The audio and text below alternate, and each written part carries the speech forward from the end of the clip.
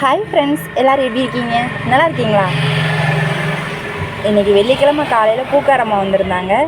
நாளைக்கு தான் நம்ம சாமி கும்பிடுவோம், புரட்டாசி கிழமை கும்பிடுவோம். இன்றைக்கி பூ கொண்டு வந்து கொடுத்துட்டாங்க.